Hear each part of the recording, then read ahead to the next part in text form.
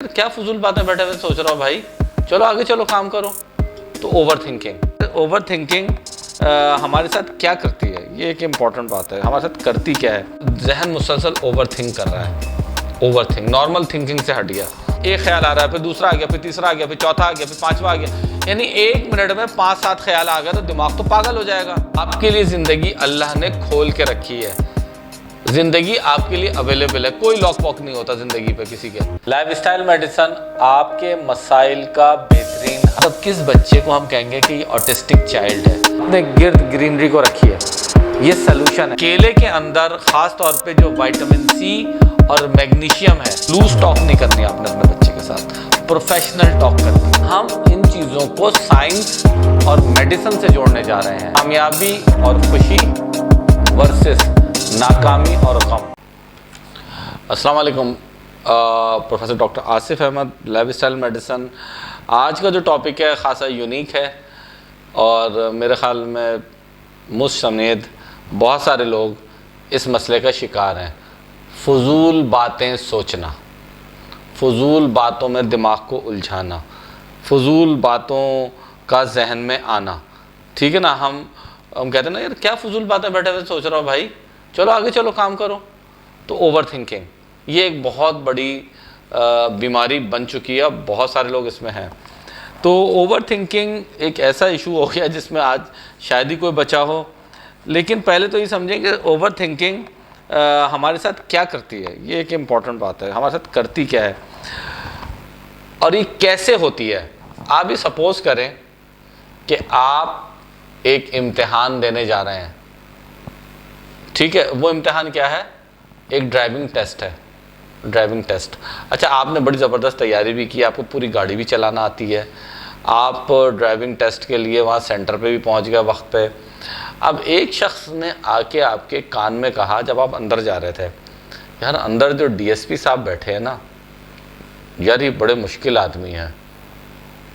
ठीक है, बस इतनी सी बात कह के वो आदमी चला गया।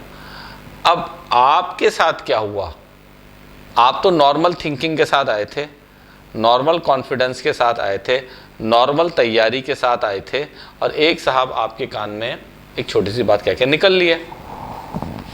अब ब्रेन को जब ये इंफॉर्मेशन कान के ज़रिए मिली तो अब क्या होना शुरू हुआ, अब क्या हो रहा है यहाँ इस जगह कि दिमाग में तो हो गया धमाका, यार इतनी तैयारी करके आया था, फेल हो जाऊँगा, धमाका हो गया, पहला तो धमाका। फिर अंदर एक गम आया, यार ये क्या हो गया, आज अंदर इतना मुश्किल आदमी बैठा हुआ है। एक गम अंदर, एक गम की एक लहर भी आई, धमाका हुआ, गम की एक लहर आई, और आपको उस गम के बाद डर लगने लगा कि अब मैं क्या करूं, यार अंदर तो आदमी बड़ा खौफनाक बैठा हुआ है। फिर डर के बाद आपका जो कॉन्फिडेंस था, जो आप चीज़ें तैयार करके लाए थे, ठीक है ना, आपने ड्राइविंग लाइसेंस अप्लाई करने के लिए मुख्तलिफ सिम्बल्स भी याद किए थे, अब वो चीज़ें, आपका एतमाद ख़राब होना शुरू हो गया, और जवाब जो आपने याद किए थे वो कम होना शुरू हो गए, आपकी मेमोरी इम्पेयर हो गई। अब जहन मुसलसल ओवर थिंक कर रहा है, ओवर थिंक नॉर्मल थिंकिंग से हट गया। तो हुआ क्या था, क्योंकि एक नॉर्मल चीज़ को जब आपने ओवर थिंक किया तो उसका प्रोडक्ट ये निकला, जो परफॉर्मेंस आपको देनी थी आप उससे महरूम हो गए। तो ये तो ओवर थिंकिंग का एक, मैंने एक मिसाल दी, क्योंकि वीलॉग्स में हम बहुत लंबी चौड़ी कोई मिसालें नहीं दे सकते, तो एक ही, और ज़िंदगी में ये चीज़ें रिपीट होती रहती हैं मुख्तलिफ एंगल्स से। आप अगर अपनी ज़िंदगी पे एनालाइज करें या मैं करूँ तो हमें बहुत सारी ऐसी मिसालें नज़र आएंगी जब ओवर थिंकिंग की वजह से हमारे बनते हुए काम बिगड़ गए थे। तो चले अब हम इस पर बात करते हैं कि ओवर थिंकिंग का इलाज और मैनेजमेंट कैसे की जाए। ये तो मैंने आपको उसके वो बता दिया है। तो एक बात बुनियाद के तौर पे इलाज के हवाले से समझ लें कि जो लोग नॉर्मल थिंकर्स होते हैं उनका आईक्यू आम तौर पर 180 होता है, 180, और जो ओवर थिंकर होते हैं इनका आईक्यू साइंस ने कैलकुलेट किया है कि तकरीबन 60 के आसपास होता है। ये 180 से 60 पे कैसे आ गए, क्योंकि ओवर थिंकिंग की वजह से इनका आईक्यू जल जाता है, बर्बाद हो जाता है, तबाह हो जाता है। तो इलाज इसलिए भी ज़रूरी है, एक तो आउटकम ख़राब हो रहा है और दूसरा आपका आईक्यू भी जल रहा है।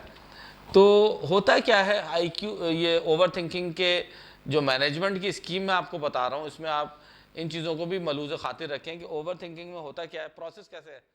एक ख्याल आ रहा है, फिर दूसरा आ गया, फिर तीसरा आ गया, फिर चौथा आ गया, फिर पांचवा आ गया, यानी 1 मिनट में 5-7 ख्याल आ गया तो दिमाग तो पागल हो जाएगा। यानी 5 लोग आपको आवाज दे रहे हैं, मुझे 5 लोग आते हैं, कोई कह रहा है डॉक्टर आसिफ, कोई कह रहा है आसिफ भाई, कोई कह रहा है अरे आसिफ सुनिए, कोई कह रहा है आसिफ इधर आओ, 10-12 लोग मुझे आवाज दे रहे हैं, तो मैं तो पागल हो जाऊंगा, भाई किसको देखूं मैं। दिमाग पागल हो जाता है ओवर थिंकिंग से।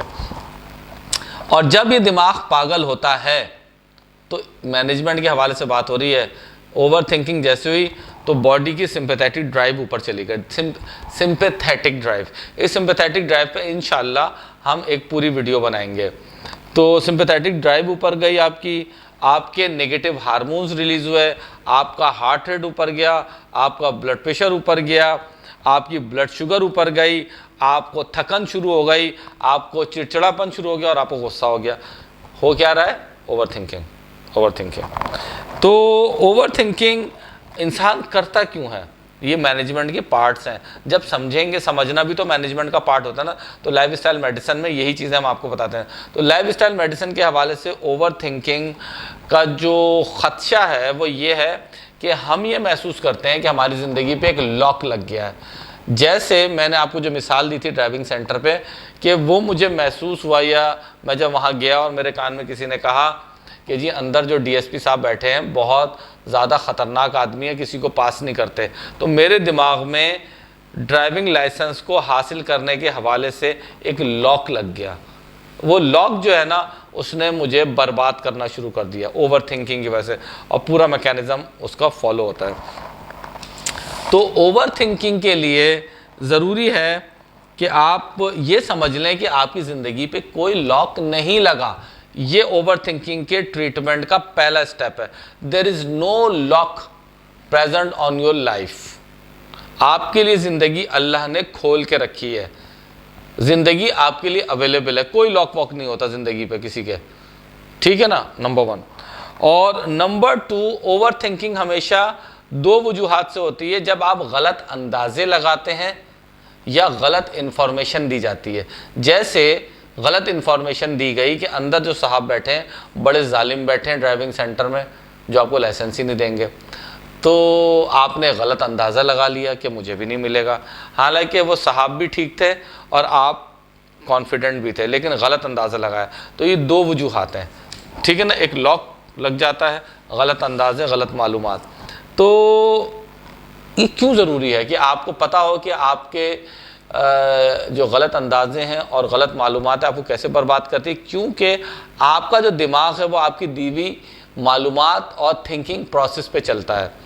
तो अगर आपने उसमें गलत मालूमात फीड कर दी और गलत अंदाजे फीड कर दिए तो दिमाग गलत आउटकम निकालेगा, और गलत आउटकम के बाद उसका आपका जो एक्शन है वो गलत हो जाएगा, आपके हाथ का आपको पाने लगेंगे, आप सही बात का गलत जवाब दे देंगे, ठीक है।